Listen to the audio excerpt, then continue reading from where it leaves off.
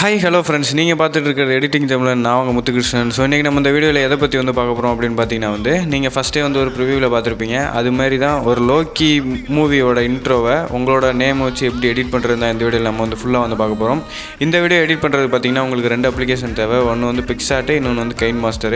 இதோட 2 மோடு வெர்ஷனோட லிங்க்குமே நான் ஃபஸ்ட்டு கமெண்டில் பின் பண்ணியிருக்கேன். டிஸ்கிரிப்ஷனில் கொடுத்தா காப்பிரைட் ப்ராப்ளம் அது மாதிரி நிறையா வருது. அதனால தான் பார்த்தீங்க அப்படின்னா நான் ஃபஸ்ட்டு கமெண்டில் பின் பண்ணி வச்சுருக்கேன். டவுன்லோட் பண்ணிக்கலாம். இப்போ வாங்க இதை எப்படி பண்ணுறதுன்னு பார்க்கலாம்.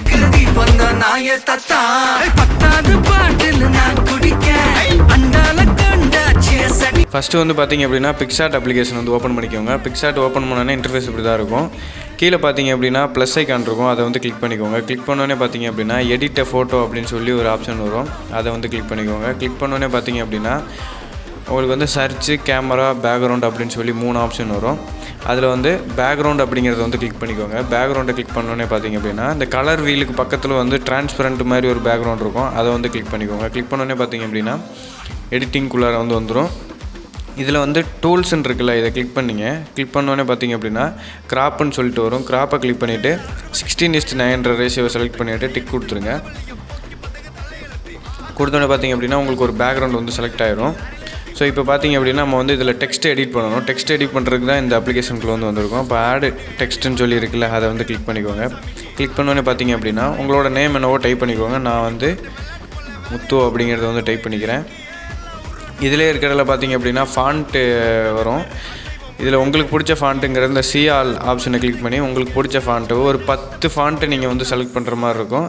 செலக்ட் பண்ணி ஒரு ஃபாண்ட்டை நீங்கள் செலக்ட் பண்ணக்கப்புறமும் சேவ் கொடுத்துக்கோங்க ஃபோட்டோவை.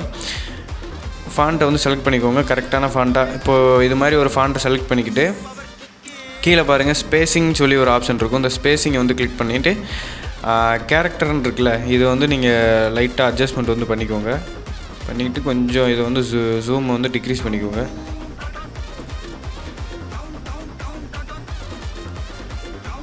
இதுதான் நமக்கு கரெக்டாக இருக்கும். இதை கரெக்டாக சென்டராக அலைன் பண்ணி வச்சுக்கோங்க. இப்போ டிக் பண்ணிக்கலாம். இப்போ இங்கே மேலே டவுன்லோட் ஆப்ஷன் இருக்குல்ல, இதை கிளிக் பண்ணிங்க அப்படின்னா ஃபோட்டோ உங்களுக்கு சேவ் ஆயிரும். இதே மாதிரியே பார்த்தீங்கன்னா டிஃப்ரெண்ட் ஃபாண்ட்டில் ஒரு 10 ஃபாண்ட் நீங்கள் செலக்ட் பண்ணி இது மாதிரி இமேஜை சேவ் பண்ணிக்கோங்க. இப்போ நம்ம KineMasterக்குள்ளே போய்ட்டு இதை எப்படி எடிட் பண்ணுறதுன்னு பார்க்கலாம். KineMasterோட லேட்டஸ்ட் ப்ரோ வெர்ஷனோட லிங்க் கீழே டிஸ்கிரிப்ஷன் கொடுத்துருக்கேன். நீங்கள் அதை யூஸ் பண்ணி இந்த KineMasterோட வெர்ஷனை நீங்கள் டவுன்லோட் பண்ணிக்கலாம். ஃபுல்லாக ஃப்ரீயாக தான் இருக்கும். இது டிஸ்கிரிப்ஷனில் இருக்காது, ஃபஸ்ட் கமெண்டில் இருக்கும். அதை ஞாபகம் வச்சு நீங்கள் போய் பார்த்துக்கோங்க. இப்போ KineMasterக்குள்ளே வந்தோடனே பார்த்தீங்க அப்படின்னா கிரியேட் நியூவை கிளிக் பண்ணோன்னே உங்களுக்கு 16:9 செலக்ட் ஆகிருக்கா பாருங்கள். இதில் ஃபிட் அப்படின்றது செலக்ட் ஆகிருக்கா பாருங்கள். இது உங்களுக்கு 2 செகண்டில் இருக்கும். டிஃபால்ட் ஃபோட்டோ டியூரேஷன் இது 0.4ங்கிறத செட் பண்ணிக்கோங்க. 0.4 செட் பண்ணிவிட்டு கிரியேட்டுன்றதை கொடுத்தீங்கன்னா இன்டர்ஃபேஸ்க்குள்ளே போயிடும். இதில் நீங்கள் ஒரு 10 ஃபாண்ட் செலக்ட் பண்ணியிருந்தீங்கல்ல, அந்த 10 ஃபாண்ட்டையும் இதில் நீங்கள் இம்போர்ட் பண்ணிக்கோங்க. நான் இம்போர்ட் பண்ணிக்கிறேன் 1 by 1. இதிலே உங்களுக்கு லாஸ்ட்டாக எந்த ஃபாண்ட்டு வேணுமோ அந்த ஃபாண்ட்டை நீங்கள் இம்போர்ட் பண்ணிங்க. லாஸ்ட்டாக உங்கள் பேர் தெரியணும்ல, அந்த இதுக்காக தான் சொல்கிறேன். அந்த ஃபாண்ட்டை நீங்கள் இம்போர்ட் பண்ணிக்கோங்க. லாஸ்ட்டாக இம்போர்ட் பண்ணுங்கள். இம்போர்ட் பண்ணோன்னே பார்த்தீங்க அப்படின்னா நீங்கள் ஆட் பண்ண எல்லா ஃபாண்ட்டும் வந்துடும். இதில் இந்த லாஸ்ட்டு ஃபாண்ட்டை மட்டும் செலக்ட் பண்ணிவிட்டு கொஞ்சம் ஜூம் பண்ணிவிட்டு லாஸ்ட்டு ஃபாண்ட்டை செலக்ட் பண்ணி கொஞ்சம் நல்லா ட்ராக் பண்ணி விட்ருங்க இழுத்து. சாரி, இப்போதைக்கு இது வேண்டாம், நம்ம கடைசியாக பார்த்துக்கலாம். இப்போ இதை நீங்கள் எக்ஸ்போர்ட் பண்ணிக்கோங்க. நான் ஆல்ரெடி எக்ஸ்போர்ட் பண்ணிட்டேன். இப்போ அதை போய் எடுத்துக்கிறேன். ஸோ இப்போ பார்த்தீங்கன்னா ஆல்ரெடி நான் எக்ஸ்போர்ட் பண்ணி வச்சுருந்தேன். அந்த வீடியோவை போய்ட்டு நான் எடுத்துக்கிட்டேன். இது பார்த்திங்க அப்படின்னா ஒரு 5 செகண்டு தான் இருக்குது. 5 செகண்டு நமக்கு பத்தாது. இது கொஞ்சம் 10 செகண்ட் இல்லைனா 15 செகண்டாக மாற்றணும். இப்போ அதுக்கு என்ன பண்ணுறதுன்னா இந்த வீடியோவை கிளிக் பண்ணிக்கிட்டு இந்த மேலே 3 டாட்டை கிளிக் பண்ணி டூப்ளிகேட் எடுத்துக்கோங்க. டூப்ளிகேட் எடுத்திங்கன்னா இன்னொரு வீடியோ வந்துடும். அதே மாதிரி இதை கிளிக் பண்ணிவிட்டு மறுபடியும் இன்னொரு டூப்ளிகேட் எடுத்துக்கோங்க. ஒரு 15 செகண்டு இந்த மாதிரி வந்துடும். 15 செகண்ட் வந்துடுமா. இப்போது லாஸ்ட்டாக உங்களுக்கு எந்த ஃபாண்ட் வேணுமோ அந்த ஃபாண்ட்டை செலக்ட் பண்ணிக்கிங்க மீடியா மூலயமா. இப்போ நான் இந்த ஃபாண்ட் எனக்கு வேணும் லாஸ்ட்டாக, அதனால் நான் அதை செலக்ட் பண்ணிக்கிட்டேன். கொஞ்சம் ஜூம் இன்க்ரீஸ் பண்ணிக்கலாம். டைம் லைனில் கொஞ்சம் ட்ராக் பண்ணிங்கன்னா உங்களுக்கு அந்த ஃபாண்ட்டு கொஞ்சம் நிறைய நேரம் ஷோ ஆகுற மாதிரி இருக்கும். இப்போ இதில் வந்து பார்த்திங்க அப்படின்னா ஒரு எஃபெக்ட் வந்து ஆட் பண்ணிக்கலாம். அந்த ஓல்டு ஃபிலிம் எஃபெக்ட்னு சொல்லுவாங்க. எல்லாத்தோட லிங்க்குமே ஃபஸ்ட்டு கமெண்டில் இருக்குது, நீங்கள் போய் டவுன்லோட் பண்ணிக்கலாம். லேயரை கிளிக் பண்ணி மீடியா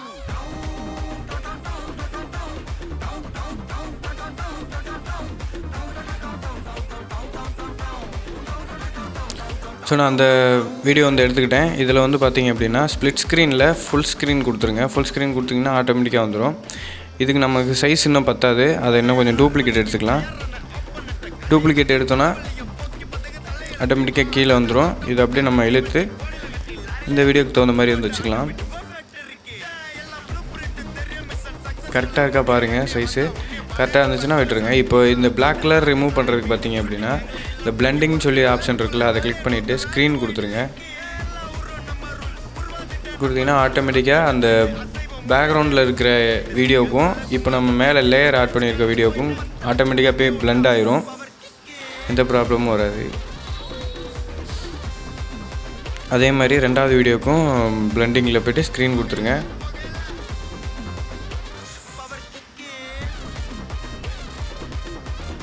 ஸோ இதில் நீங்கள் எந்த சாங் வேணாலும் ஆட் பண்ணிக்கலாம். சாங் ஆட் பண்ணி எக்ஸ்போர்ட் பட்டனை கிளிக் பண்ணி எக்ஸ்போர்ட் பண்ணிக்கிங்க. இவ்வளோ தான், சிம்பிள்.